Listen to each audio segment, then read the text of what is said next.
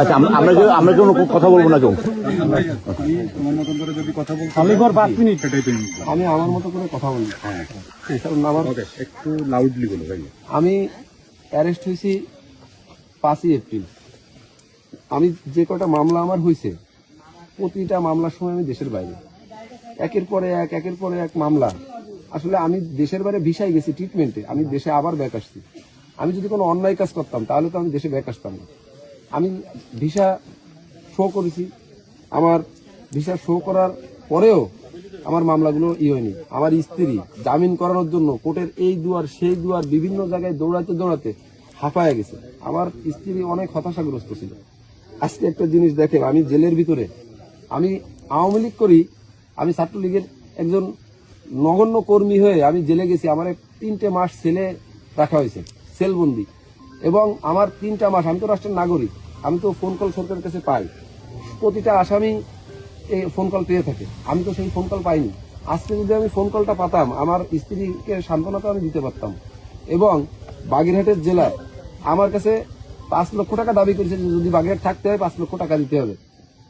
আমার স্ত্রী, যদি আমি বাগেরহাট থাকতে পারতাম, আমার কাছে টাকা নেই, আমি দিতে পারি না। আজকে আমি যদি বাগেরহাট থাকতে পারতাম, আমার স্ত্রী আমার সঙ্গে দেখা করতে পারতো, আমার স্ত্রী হতাশাগ্রস্ত হতো না।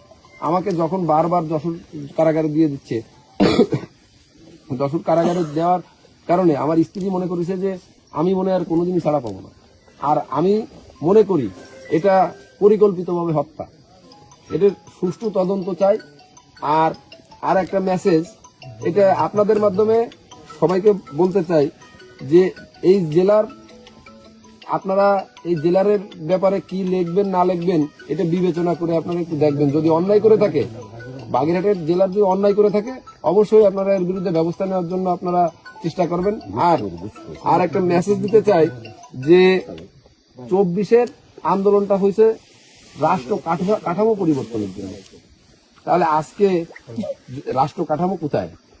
আজকে আমি আমার সন্তানের লাশ ধরতে পারতেছি না, যেটা রাষ্ট্র আমাকে অধিকার দেয় যে আমি আমার প্যারোলে মুক্তি নিয়ে আমি আমার সন্তান স্ত্রীর পাশে থাকতে পারবো। আজকে লাশের বিনিময়ে তাহলে জামিনটা হলো, আমি আমার স্ত্রী লাশের আমি শুধু এতটুকুই বলবো। আর মানে আওয়ামী লীগ করার কারণে নির্যাতনের শিকার